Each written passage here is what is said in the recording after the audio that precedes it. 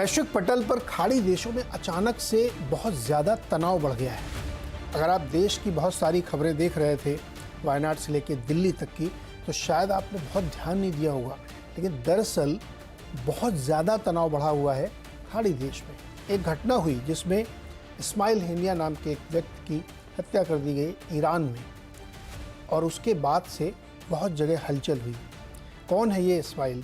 Ismail Hamas का नाम आपने सुना होगा, उसका पॉलिटिकल विंग का हेड है, और उसकी हत्या की गई ईरान में। मौका था वहाँ के राष्ट्रपति के शपथ ग्रहण का, और वो एक मेहमान के तौर पे वहाँ गए थे, उनकी हत्या की गई।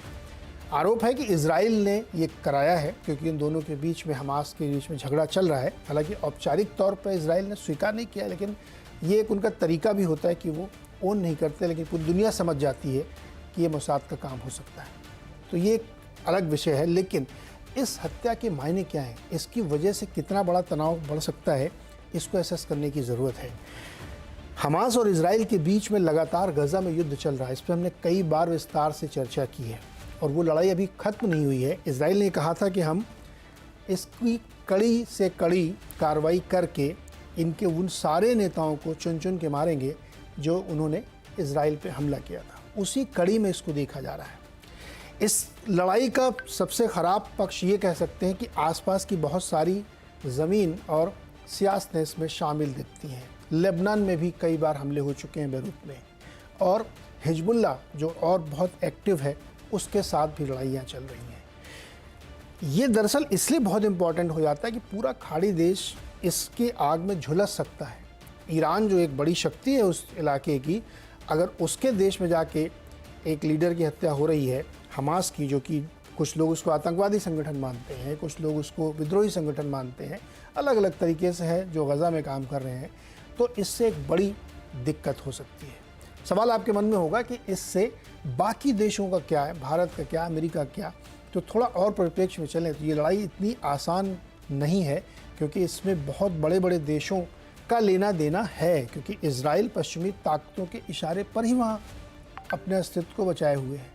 तो इसीलिए शायद एंटनी ब्लिंकन, जो वहाँ के विदेश मंत्री, उनको सफाई देनी पड़ी कि इस्माइल हेनिया की हत्या में अमेरिका का कोई लेना देना नहीं है। ये इसी बात से इंगित करता है कि मामला कितना गंभीर है। आज आवाज़ अड्डा में हम इसको समझने की कोशिश करेंगे कि क्या ये एक बड़ी जंग की आहट है, क्या एक मामला इतना बिगड़ चुका है कि कभी भी कुछ भी हो सकता है, और कुछ भी अगर होगा तो सिर्फ युद्ध नहीं होगा, इकोनॉमिक फ्रंट पर भी बहुत कुछ होगा। कच्चे तेल कीमतें अचानक से 4% ऊपर गई हैं, $81-82 के आसपास कच्चा तेल पहुंच गया, क्योंकि उस इलाके में क्रूड ऑयल, जो हमारे देश के लिए बहुत ज़रूरी है, दुनिया के लिए बहुत ज़रूरी है, उस पर दिक्कत आ सकती है। क्योंकि ईरान की कार्रवाई कैसी होगी पता नहीं। कह रहे हैं ईरान वाले कि हम कुछ ना कुछ करेंगे, बड़ी कार्रवाई करेंगे, बदला लेंगे, क्योंकि हमारे मेहमान को आपने मारा तो ये हमारे लिए कर्तव्य बन जाता है कि हम उसका बदला लें।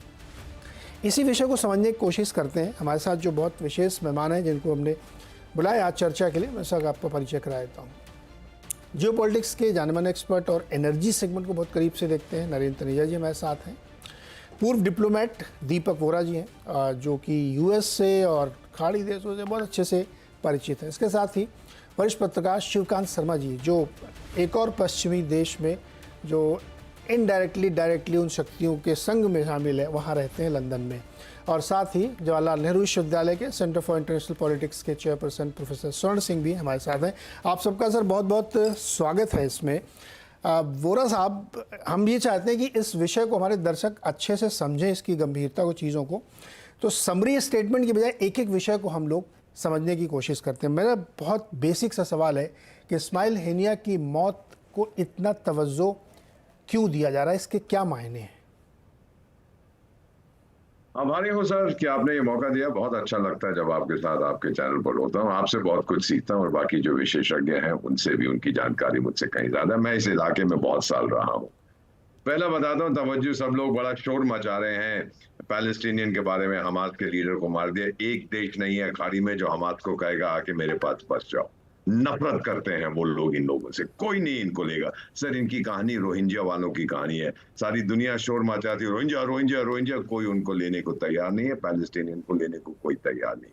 अगर एक बात ये हम समझ जाएं, फिर इसका परिणाम क्या होगा। देखिए सर, कहाँ पे मारा है।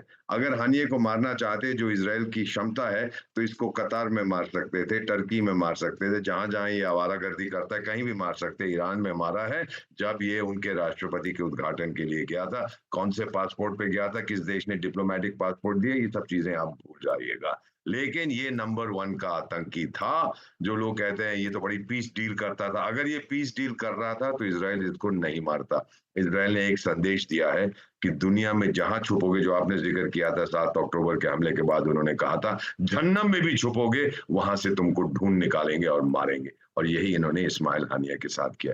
क्या इसके असर होंगे? इकोनॉमिक आपने बता दिया है कि तेल की कीमतें बढ़ गई हैं, फिर वापस आ जाएगी सर, ये 2-4 दिन की बात है।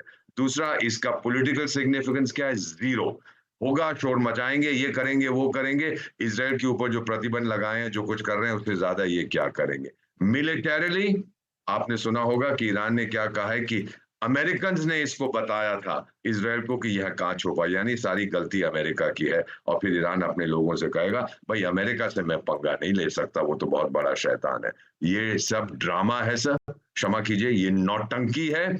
ईरान कुछ नहीं करेगा, उसकी आर्थिक स्थिति बड़ी खराब है। अगर उसने पंगा लिया, और अमेरिका जिसके वो क्या है एयरक्राफ्ट कैरियर वगैरह बैटल ग्रुप्स वहां घूम रहे हैं, मैं तो रहा हूं सर, वो इंतजार कर रहे हैं कि ईरान कुछ करे, और फिर ईरान को वो सबक सिखाएंगे जो इस समय वेनेजुएला में आप देख रहे हैं। मदुरो अपने आप को भगवान का बड़ा चौधरी समझता था, अब भीख मांगता फिरेगा। ये रेजिम चेंज की बात है, ईरान को भी ये मालूम है। इससे ज्यादा मैं कुछ नहीं कहूंगा।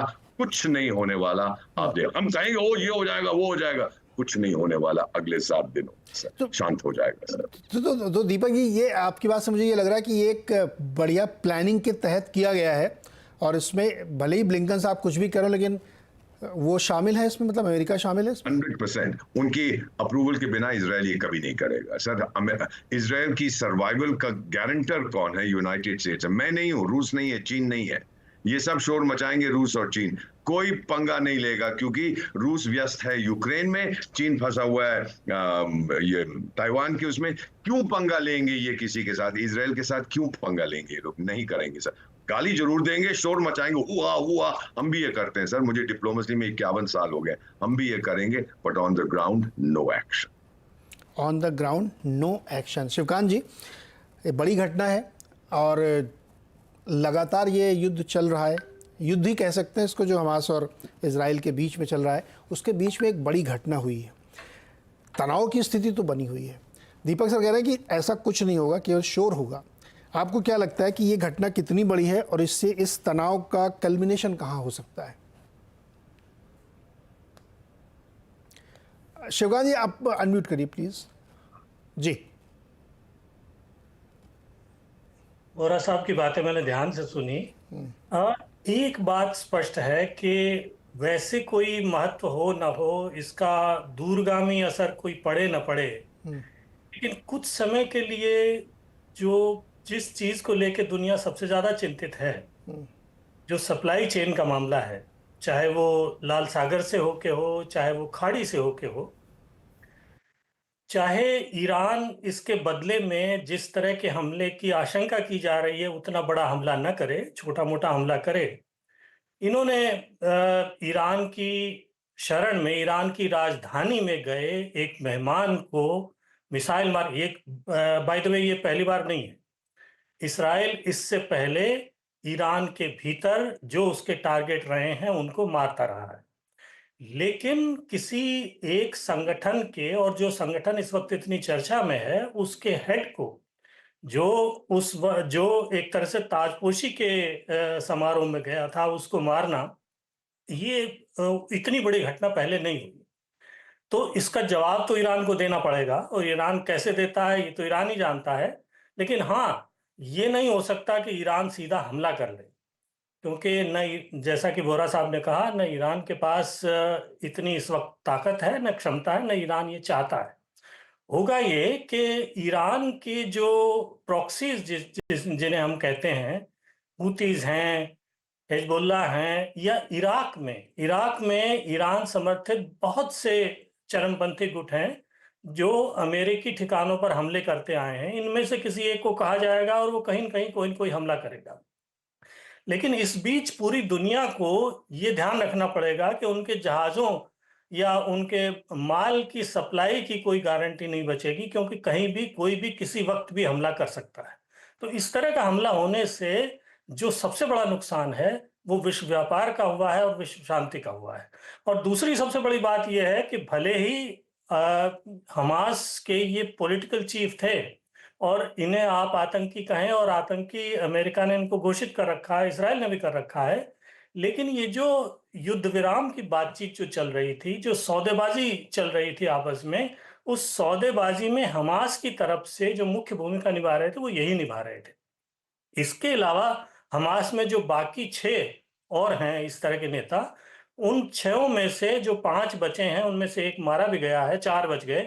तो उनकी बिल्कुल नीयत नहीं है किसी तरह के युद्ध विराम की या किसी तरह के शांति समझौते की। तो इसका मतलब ये है